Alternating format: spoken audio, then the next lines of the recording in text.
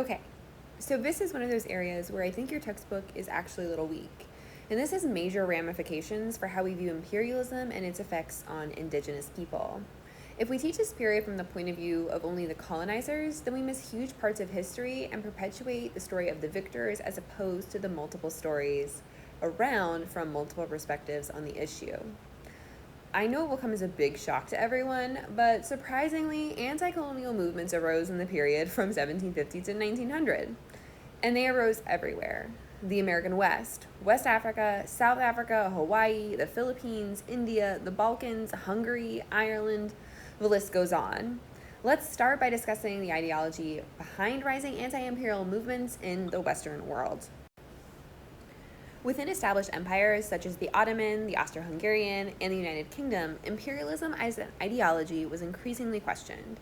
In the Western world, the Enlightenment theories of the social contract, coupled with the increasing adoption of nationalist principles, made holding on to multi-ethnic or multilingual land-based empires challenging. Take Ireland, for example.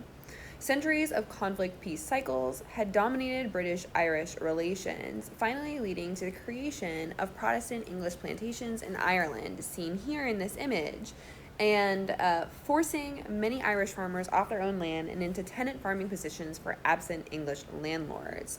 This was followed by the Acts of Union in 1800, which combined the British and Irish parliaments. Irish nationalism strengthened after this and was only cemented by the Irish potato famine, which many Irish saw as a direct result of British policy and was worsened by continued British contempt for the Irish, or as they saw it. Irish literature, a rebirth of the Gaelic language, and Irish nationalist groups like Young Ireland grew and increasingly demanded independence. Similar struggles played out in the Balkans against the Ottoman Empire, where groups like the Young Ottomans sought to create a constitutional monarchy and yet preserve the Islamic character of the empire, while other groups like the Young Turks sought to emphasize Ottoman nationalism as more encompassing of Jewish, Armenian, and Balkan Christian identities. This wasn't really enough for a majority of the Balkan Christian population, and so one by one they started to break away. As we can see in this image, we can see that Serbia, right, gets its autonomy in 1830, independence in 1878. We can see what's happening elsewhere in the Balkans as well, right? It's important to remember that in this period, the idea of the nation state is brand new, and for many, it's actually a strange and unnatural idea. In the Balkans, a special set of circumstances combined in order to create a century of nationalist struggle that will actually end up sparking World War I and essentially a genocide at the end of the 20th century, so it's definitely not all rainbows and butterflies.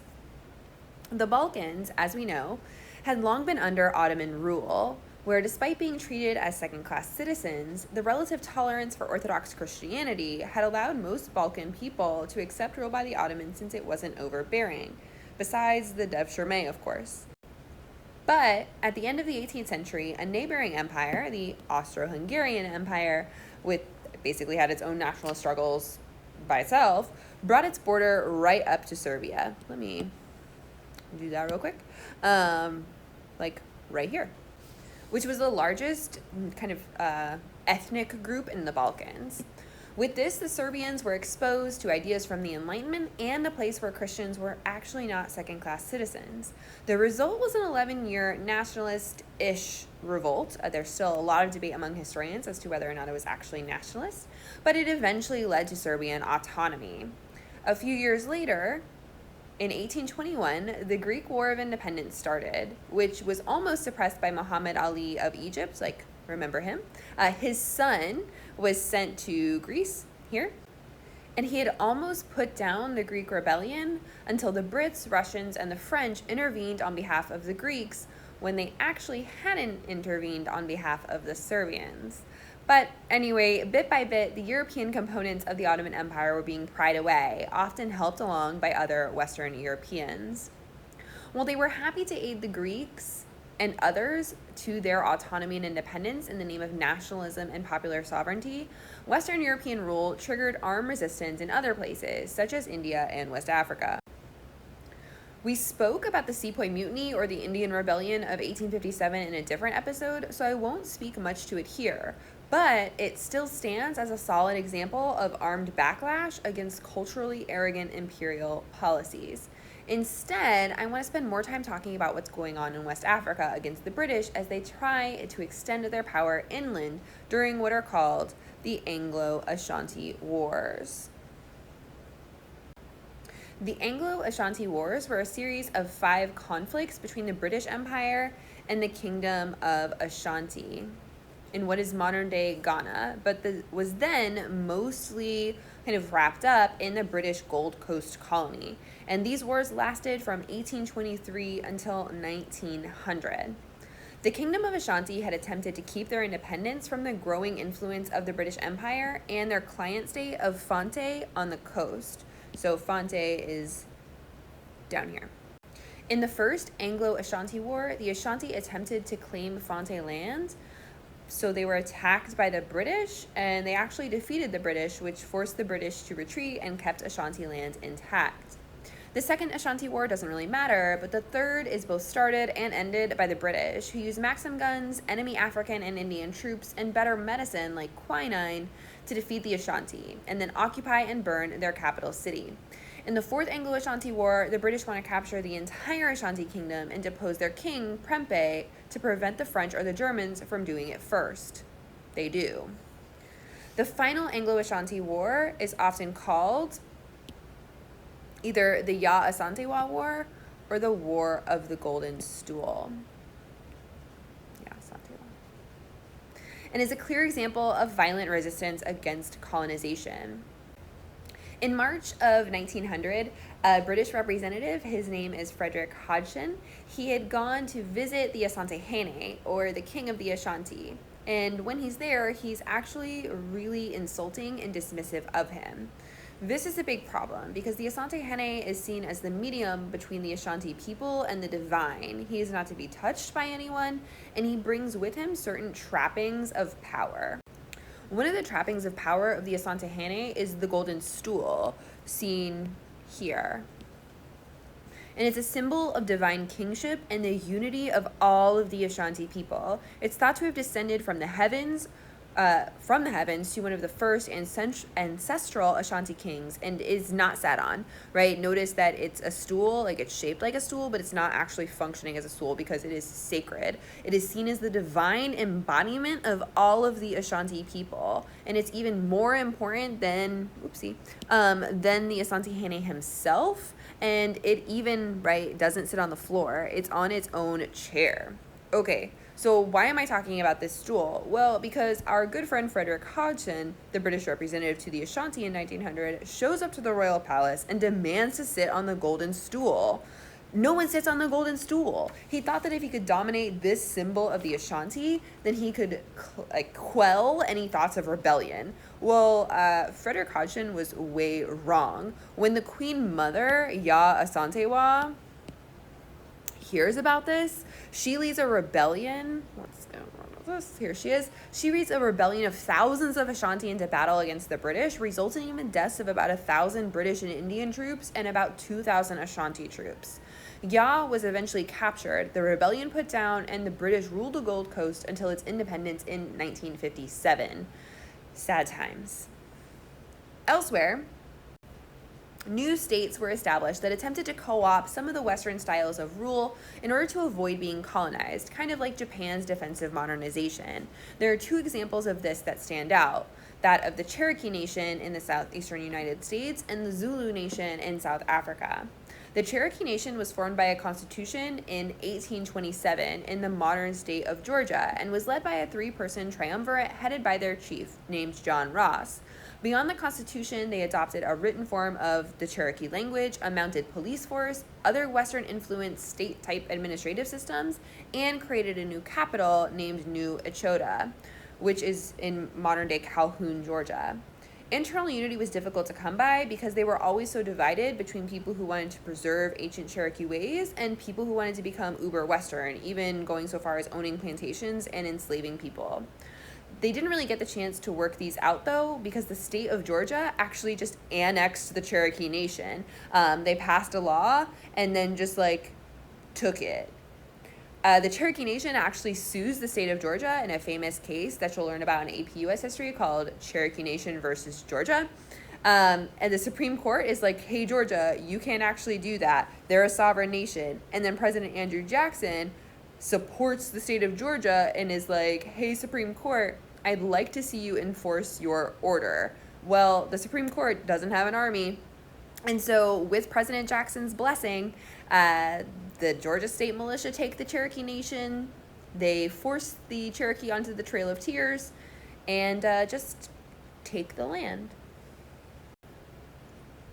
The Zulu Nation in South Africa don't actually fare any better. In the beginning of the 1800s, the Zulu, while being the most populous ethnic group in southern Africa, they still are today, were not united into one nation or one political entity. However, that would soon change. The illegitimate son of one of the major Zulu chiefs, named Shaka Zulu, which is one of the most epic history names I think ever, he would soon use military reforms to conquer surrounding regions and eventually establish the Zulu state. The Zulu state governed about 100,000 people, and Shaka, seen here, centralized power in his person and his court. He used his reformed military to ensure regional chiefdoms paid tribute and watched over the cattle herds, which are seen as property of, essentially, of Shaka. He emphasized nationalism through his military and also tried to create a sense of belonging within the Zulu, which hadn't really existed before. He emphasized traditional spiritual holidays and even received British emissaries. He didn't get to rule for long, though, because he was actually assassinated by his younger half-brother, and his younger half-brother was really inept and ruined the state that Shaka had worked so hard to create. He ended up being constantly worried about being overthrown, so he got involved in shady politics with the British and the Dutch settlers, and he then was eventually in turn defeated by them. So, short-lived Zulu Nation attempting to, play the game. One last type of anti-colonial movement that emerged in this period was the religiously based movement. We're going to talk about two of them, the Mahdist Revolt in Sudan and the Ghost Dance out west in the United States. There's also the Xhosa cattle killing movement that we're actually not going to get a chance to touch on, but if you're feeling, froggy, you might want to go check it out. All right, so the first thing we're going to talk about is the Mahdist Revolt. This one's pretty fun. So we're going to go to Sudan, which is south of Egypt. See? Oopsie. Egypt. Sudan. If you'll remember, the British had been stealthily expanding their control over Egypt in order to keep access to the Suez Canal, which was their lifeline to India and also a major investment for a lot of British banks. Even before the British showed up, the Muhammad Ali, leader of the Egyptians, had already been kind of creeping into Sudan and trying to establish Egyptian control over Sudan, which really paved the way for the British to take over that role as they were taking over Egypt. Muhammad Ali basically had tested his new army there, and Sudan had been relatively subdued. We're going to fast forward to the 1880s when the French are trying to sneak over from what they called French West Sudan and expand their West African territories all the way to the Red Sea. They really wanted to capture the Nile River. Well, if you're the British and you're trying to get all of this, protect the Suez Canal and the path to India, you just really can't have the French there. So they sent an expedition to stop it. In all of this upheaval, an apocalyptic Islamic group had coalesced around a man who called himself the Mahdi, which means guided one, whose real name was Muhammad Ahmad, who sought to disengage Sudan from both the Ottoman and the British control. Ahmad turned what had been a nationalist independence movement into a fundamentalist, millenarian Islamic movement, proclaiming a divine mission to purify Islam and the governments that defiled it.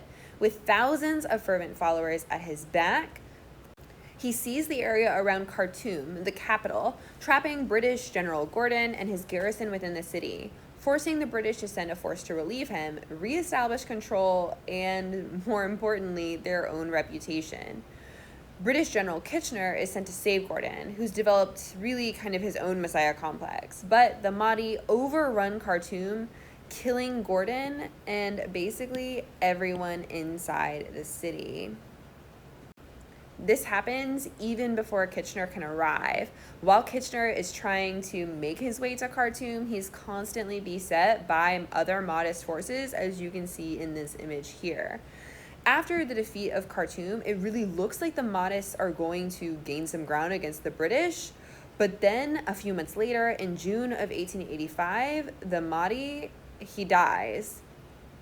The movement quickly dissolves after he dies around infighting over the succession, and the Mahdist forces are finally defeated at what we call the Battle of Omdurman.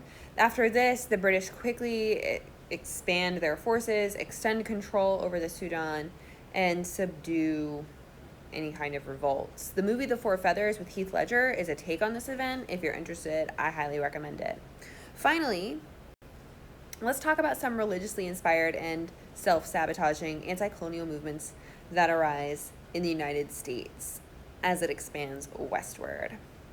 By the end of the 19th century, forced removals, disease, and brutal massacres had dwindled the Native American population of the United States, disrupting not only their way of life as they were moved onto reservations, which you can see here in that teal color, but also making resistance to further encroachment basically non-existent.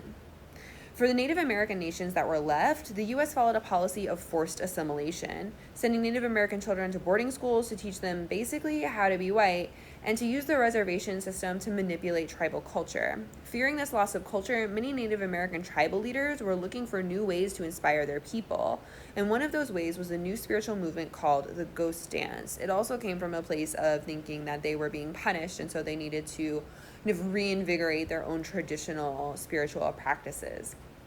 According to Dr. Michelle Getchell, who's a historian at Shaw University, a northern Paiute man named Wovoka had a vision during an eclipse in 1889.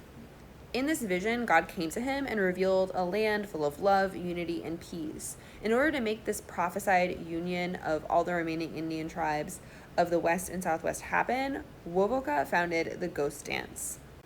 According to Wovoka, the Ghost Dance ceremony would reunite the spirits of the living and the dead, making them an invincible force against settlers and U.S. troops. The victory of Sitting Bull at the Battle of Little Bighorn, where General Custer has his last stand, reinvigorates the Ghost Dance, and it spreads throughout the West.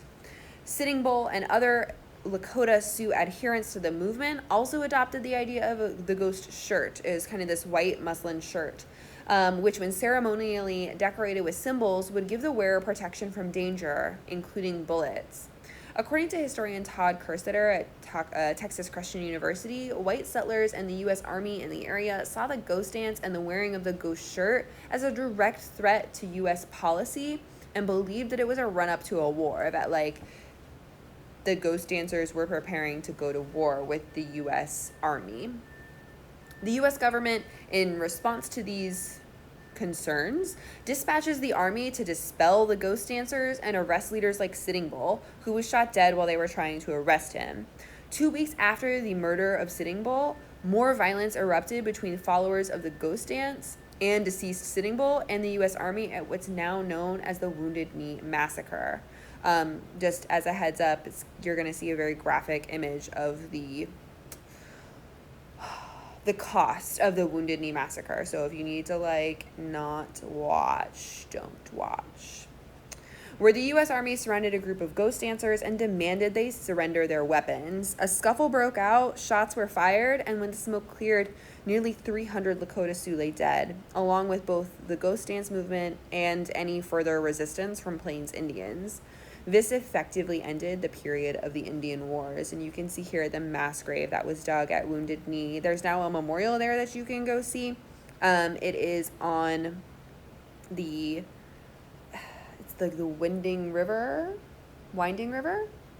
reservation of the Lakota Sioux, so you can go to Wounded Knee now and visit the memorial to it. I would also add in the Xhosa cattle killing movement, but we've run out of time. Overall, what we've seen in this episode is that imperialism and colonization inspired a variety of reactions to Native people who were less than enthused to be in a subservient position to Europeans or Americans. Resistance to this colonialism came in multiple forms, from wars for independence, refusal to participate in certain activities, or just a bad attitude. As time went on, it became increasingly difficult to justify a policy of colonization for some parts of the world and popular sovereignty for other parts. We won't see the dissolution of these empires for another few units, but their expiration dates are definitely already set, even before they were created. Thanks for watching.